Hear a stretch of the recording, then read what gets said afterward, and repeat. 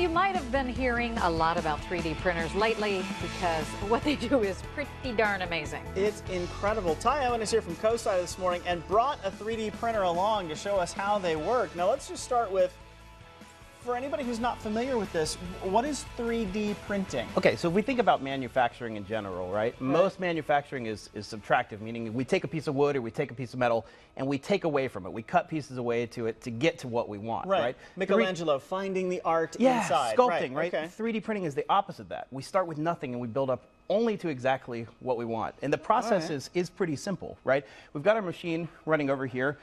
This machine is an IC3D machine made right here in Columbus, Ohio. Oh, wow. And it uses filament. Filament is basically ABS plastic made into long strips. Isn't that kind of... It can come in all kinds of different colors. Is that what you do for weed whackers practically? It's a lot like weed whacker string. like. The same process to make it, a little bit different plastic. But what it does is it takes that filament, pushes it down through here. There's a gear that pushes this down. And the nozzle heats up to about 230 degrees Celsius. Wow. Translate that for us. A lot of Fahrenheit. Hot. Yes. Very, very hot, right? And a computer smell it. basically takes a 3D model, breaks it up into individual layers, and then what the 3D printer does, you can see it moving around on both the X and Y axis, this way and that way.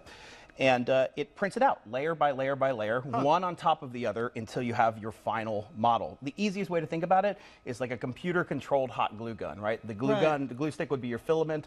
The glue gun nozzle would be your same nozzle on there. But instead of having your hand have to craft it, a computer can make really precise models. So it's literally putting down one layer and then another layer, another layer, until you finally have a thing. All the way up, yeah. So what we're building right now is actually this little model of CoSci that we've modeled. And to get the detail that you have in this is actually about 43 different layers here, each one about 0.2 millimeters thick. Now, hold that really still, and you can actually see this is the building. We've got our front cylinder right here, and even on the back side you can see we've got our courtyard models, and this is right where the new planetarium would be. Front doors would be right about there. Yeah, tip that up a little bit so we can actually see where that is, and it just made it all. So that's 40 some odd. What does it take to do something? Look at, I mean, that's really tall. Hundreds and hundreds of layers, but even though it seems like it might take a while, printing something like this might take an hour and a half compared to years ago where you would have to make a 3D model, you'd have to send it out to a company, you'd have to wait 2 or 3 weeks and cross your fingers and hope that it would come back and would look right. Now, for a relatively small amount of money, you can have this setting on your desk at home, right by your computer, and print out anything that you have in your mind. I'm amazed at the medical implications of this too, and I just saw, did you see the woman that got the jawbone made for her? It was amazing. And we're actually working on a prosthetic hand project based on Project Open Hand inside of CoSci's Teen Space that we just opened. So if you don't have access to one of these, CoSci has these out for teens Wednesdays from 3 to 7, Saturdays 10 to 5. It's totally free, and we're working on printing a prosthetic hand right now. Look what it's doing. It's actually, you're doing the inside. We're doing it inside. So instead of making it totally solid, we've set a honeycomb pattern inside of there. It'll save a lot of filament as it prints and increase that print space. And the computer, just by adjusting a number, will know how much infill is what we're talking about, that solid inside to put in there. Is that cool the moment that it's printed? Does it take a while? Well, pretty much the moment it's printed, it's pretty cool by the time it hits the next layer. That bed on there heats up to about 120 degrees. The bed's the flat plate here. So that's really warm. That helps it stick. But basically by the time you've got 2 layers on top of each other, it's relatively cool. So you're looking at, there are medical implications for this kind of thing because you could literally build new bones from nothing. If you had the right material, there's food implications. You can print food in chocolate. What would you, in chocolate? Yeah, chocolate printers or sugar-based printers totally exist. So if you want to make a really ornate shape and then fill it full of some delicious sugary goodness, you could create that shape on there.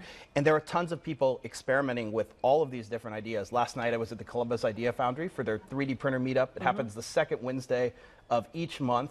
And there are about 40 people there who all have all of these fantastic ideas about 3D printing. So if anyone's interested, it's a great welcome open house to come in and try out some of these ideas. And the great thing with these is if you don't like the way something works, you can print a new part and change it. These parts are brand new parts for one of our MakerBot printers to move the filament up top. And even yesterday I printed... Wait, so you printed your own part to fix your printer? To improve my printer, right? There's nothing wrong with it, but I liked it. And we've even printed these little parts that'll, we'll put a sponge in here, and as that filament comes down, it'll wipe any dust that might be on those off, because I think that might help my print quality. Do you sleep at night? Because you must be so excited about stuff like this. Not very much. As my wife can attest, I'm pretty much up staring in front of the computer trying to design new things and print new things. These toys so are absolutely cool. fascinating. That's It is. fun. It's Ty, really, thank you really so neat. much. We appreciate it. Thanks so much for having me. Always a good time when Kosai is here. Thank you.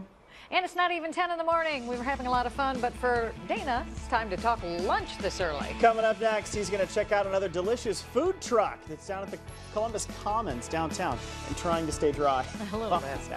Hiding in the bathroom. You did your name.